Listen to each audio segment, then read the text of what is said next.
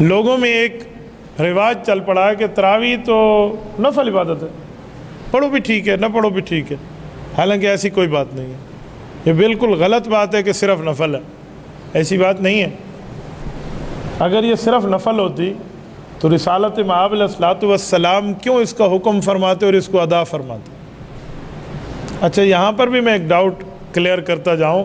لوگ کہتے ہیں اللہ کے رسول نے صرف 3 دن نماز تراویح پڑھائی ہے، وہ یہ سمجھتے ہیں کہ باقی دنوں میں حضور نے پڑھی بھی نہیں ہے، حالانکہ یہ بات نہیں ہے۔ آپ علیہ السلام نے پورا مہینہ پڑھی ہے، پڑھائی 3 دن ہے۔ تو سوال اٹھتا ہے پڑھانے اور پڑھنے کے فرق کا کیا مطلب؟ یعنی 3 دن جماعت کرائی ہے، باقی دن سب نے اکیلے پڑھی ہے، آپ علیہ السلام نے بھی اور صحابہ نے بھی، اور پورا مہینہ ایسا چلا۔ آپ سوچیں گے کیا مطلب ہے اس کا، یہ ایسے کیوں ہوا؟ میں اس کی وجہ بتاتا ہوں، وہ بھی حدیث پاک میں ہے۔ جب 3 دن آپ علیہ السلام نے 3 راتیں پڑھا لی نا، تو چوتھی رات صحابہ انتظار کرتے رہے کہ اللہ کے رسول آئیں گے اور ہمیں باجماعت پڑھائیں گے، پر آپ علیہ السلام نہیں آئے۔ وہ نماز میں آئے صبح میں، کتنے وقت تک انتظار کرتے رہے۔ رسالت مآب علیہ السلام کو صبح کی نماز کے بعد انہوں نے عرض کیا کہ یا رسول اللہ ہم انتظار کرتے رہے، آپ تشریف نہیں لائے۔ گویا یہ کوئی بیمار پرسی کی نیت سے پوچھ رہے ہیں کہ آپ علیہ السلام کو کوئی عذر ہو، کوئی مجبوری ہو، آپ علیہ السلام تشریف نہ لائے ہوں۔ تو آپ علیہ السلام نے فرمایا مجھے بھی پتہ تھا کہ تم آئے ہوئے ہو، یعنی آوازیں میرے تک آ رہی تھی کہ آپ کو معلوم تھا کہ صحت ہی سلامت ہے، کہ پھر آپ کیوں تشریف نہیں لائے؟ تو حضور علیہ السلام کی حدیث ہے، حضور نے فرمایا خشیت ان یکتب علیکم، مجھے اس بات کا خدشہ تھا کہ اگر اب بھی میں نے چوتھے دن بھی جماعت کرا کے آپ کو پڑھا لیا نا، تو کہیں اللہ وہی بھیجیں اور وہی نازل ہو جائے اور آپ پر یہ عبادت فرض ہو جائے، تو میں اس لیے نہیں آیا، بس گھروں میں پڑھو۔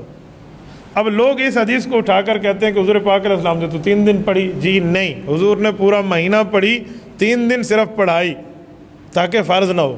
اچھا، اب اگلا جملہ، اب بھی گھر میں پڑھنے کی اجازت ہے، اب بھی ہم گھر پڑھیں، کیونکہ حضور علیہ السلام نے صحابہ کو گھر بھیج دیا تھا، اب ہم اپنی پڑھیں اپنی گھر میں۔ ایک تو ہے نا گھر میں کوئی حافظ منزل مضبوط کرنے کے لیے پڑھتا ہے، وہ اور ہے، اس کو مسجد نہیں ملی وہ پڑھا سکتا ہے گھر میں، اس نے منزل پڑھانی ہے۔ لیکن ایک آدمی گھر میں اکیلا پڑھتا رہے کہ حضور علیہ السلام کی اجازت ہے، اس بارے میں تفصیل سنو۔ حضرت ابوبکر صدیق رضی اللہ عنہ کا دور جو ہے، وہ دور دونوں بڑے ایمرجنسی میں گزرے ہیں، 2 سال۔ حضرت صدیق اکبر دنیا سے رخصت ہوئے، جب حضرت عمر کا دور آیا نا، تو ترتیب وہی چل رہی تھی کہ گھروں میں پڑھو۔ حضرت عمر کا پہلا سال ایسے ہی گزرا، رمضان والا، جو خلافت کا دوسرا سال ہے، 10 سال حضرت عمر کی خلافت ہے۔ دوسرے سال حضرت عمر نے صحابہ اور اہل بیت سے مشورہ کر کے تیاری کر لی تھی۔ رمضان آیا تو حضرت عمر رضی اللہ تعالیٰ عنہ نے وہاں یہ بات نافذ کی کہ جو آپ گھر میں پڑھتے ہو وہ مسجد میں پڑھیں گے۔ سب کو حکم ہو گیا، اب سب نے امیر المومنین کی بات مانی اور آ گئے۔ اب سوال اٹھتا تھا کہ یہ حکم امیر المومنین کا ہے یا رسول پاک علیہ السلام کا ہے؟ تو صحابہ کرام نے حضرت عمر سے پوچھا کہ حضور نے تو ہمیں گھروں میں پڑھنے کی اجازت دی ہے اور آپ ہمیں مسجد کا پابند فرما رہے ہیں، یہ سرکاری حکم ہے یا شرعی حکم ہے؟ یہ کیا چیز ہے؟ تو بتایا گیا کہ یہ شرعی حکم ہے۔ کہا شرعی حکم ہے تو حضور نے گھروں میں پڑھنے کی اجازت کیوں دی تھی؟ یہ تو کوئی انتظامی مسئلہ ہو سکتا ہے، سرکاری مسئلہ ہو سکتا ہے۔ کہا جی نہیں۔ تو یہاں اجلہ صحابہ کرام کی آپس میں گفتگو ہوئی، حضرت عمر سے انہوں نے پوچھا کہ حضور نے اجازت دی تھی، آپ کیوں مسجد کا پابند فرماتے ہیں؟ آپ بھی وہی اجازت قائم رکھیں کہ ہر بندہ اپنے گھر میں انفرادی طور پہ پڑھ لے۔ تو حضرت عمر رضی اللہ عنہ فرمانے لگے کہ جب حضور پاک اجازت دے رہے تھے تو میں بھی آپ کے ساتھ شامل تھا اس اجازت لینے والوں میں۔ کہا جی ہاں۔ تو کہا پھر مجھ سے پوچھو کہ میں کیوں بلا رہا ہوں آپ کو، بطور شرعی حکم بلا رہا ہوں، وجہ شریعت کا جز سمجھ کے بلا رہا ہوں۔ کہا جی آپ فرمائیں۔ تو کہا جب حضور پاک نے اجازت دی تھی تو حضور پاک علیہ السلام نے پوری حدیث جو بیان فرمائی تھی ذرا وہ فرمائیں۔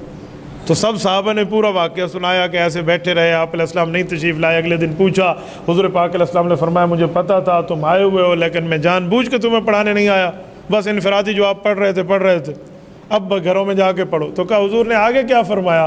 کہ آگے فرمایا کہ مجھے خدشہ ہے وہی اترے گی تمہارے اوپر فرض ہو جائے گی، لہذا گھروں میں پڑھو۔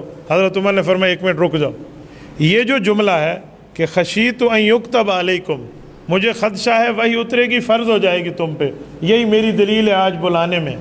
کہیں آپ کی دلیل کیسے ہے؟ کہ اب وہی اتر سکتی ہے؟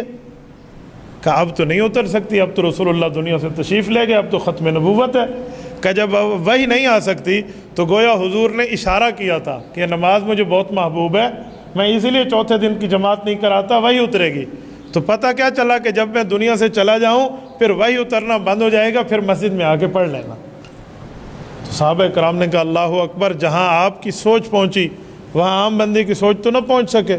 تو سب نے اتفاق کیا، پیغمبر کے صحابہ اور اہل بیت کے اس وقت سے لے کر آج تک مسلمان اس کو شرعی حکم سمجھتے ہیں۔ یہ ہے تراویح کا مسئلہ، اور ہم رمضان المبارک میں اس پر بھی اعتراضات شروع کرتے ہیں، یہ شیطانی خیالات ہیں، اس سے بندہ بچ جائے۔